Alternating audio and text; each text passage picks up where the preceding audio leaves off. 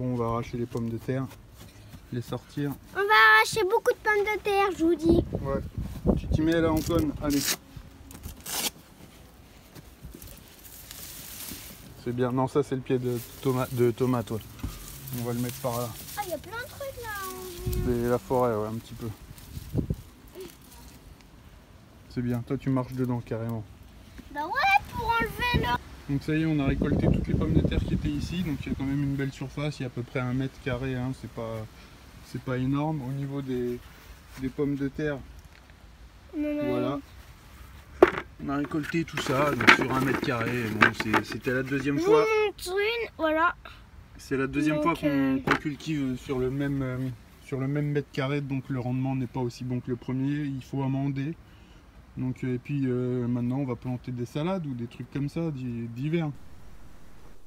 Bonjour à toutes et à tous, on est le 23 octobre déjà. J'ai pas fait de vidéo depuis un petit moment là, donc fallait que je me rattrape un peu. Cela dit, j'ai quand même fait pas mal de choses en fait dans le jardin. J'ai rempoté toutes les plantes, y compris donc le bel avocatier. Donc les cannas sont allés dans le pot de l'avocatier. L'avocatier a été planté dans la grosse, une sorte de poubelle en fait, pour là où il y avait le pied de melon qui poussait, qui a bien évidemment pas supporté le rafraîchissement des températures. Voilà, donc il continue de se développer tranquillement. Je vais vous montrer comment moi je plante les avocatiers, les noyaux d'avocat. Celui-ci a été planté de la même manière, c'est tout simple en fait. Donc je le mets pas dans l'eau. Je le mets directement dans un pot, comme ça. Voilà. C'était d'ailleurs dans ce pot-là que celui-ci a été planté. Donc cette partie-là vers le bas. Hop, tout simplement. Et voilà. Et la pluie va faire le reste. Donc le mettre ici. Il va pleuvoir.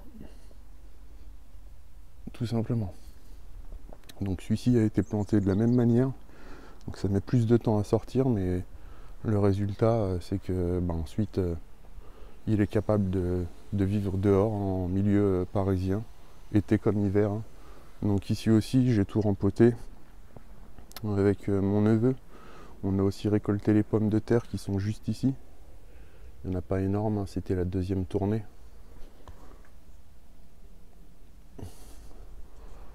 Voilà, donc c'était sur ce petit carré de culture, donc il y a à peine 1 mètre carré hein, de pommes de terre, mais comme je vous l'ai dit, c'était la deuxième fois que je plantais les pommes de terre au même endroit à la même saison, donc la récolte n'était pas super. C'est pas des choses qu'on fait souvent ça. Hein. Voilà, donc les piments, alors le piment d'oiseau, c'est bien des piments en fait à huile à pizza. Je me disais aussi on peut pas c'est pas des piments qui se mangent en fait. J'ai tenté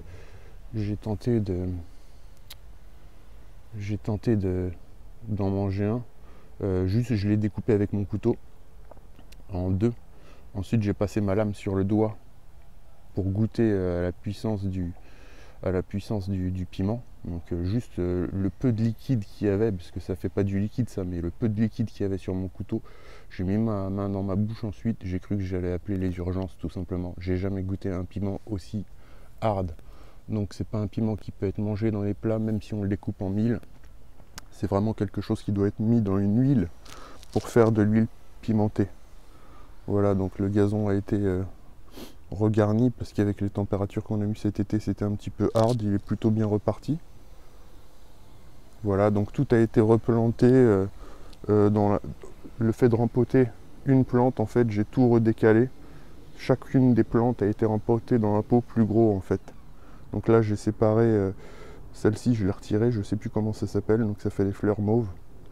Je l'ai retiré du pot parce que ça cohabite très mal avec les iris et la joubarbe. Le noisetier, alors le noisetier il est mort, mais il a fait des rejets de la base. Donc c'est très bien, il est reparti, c'est cool. Hop, voilà, donc petit bilan de cet été, le potager il a été très rentable. Hein. Il y a encore beaucoup de tomates. Il y en a partout en fait.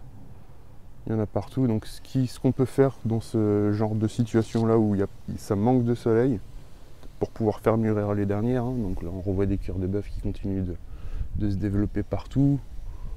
Là aussi, pour aider, ce qu'on peut faire, c'est retirer tout le feuillage. Tout simplement, en retirant tout le feuillage, ça va permettre à la lumière de venir faire mûrir en fait les tomates, parce que là elles sont trop à l'ombre et il n'y a plus les températures nécessaires pour les faire mûrir. Donc le peu de soleil qui restera, n'hésitez pas à retirer. Donc c'est un travail minutieux, il faut retirer tout le feuillage. Tout. Il doit rester que les branches et vos tomates. Si vous voulez pouvoir cueillir vos dernières tomates.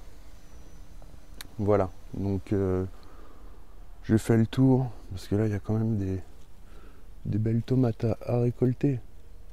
Il y en a un peu partout. Et ce serait dommage de les perdre. Donc là ça va être un travail assez minutieux. Là c'est la vraie forêt, hein. C'est même plus une forêt, c'est une jungle, parce qu'en fait on peut même pas y pénétrer tout simplement. Différence entre forêt et jungle, là vous avez affaire à une jungle. Donc il y avait un passage initialement ici. Voilà, sur 2 mètres carrés. C'est pas énorme, hein. Là il n'y a que 1 mètre. Hein. Et en longueur, il n'y a que 2 mètres.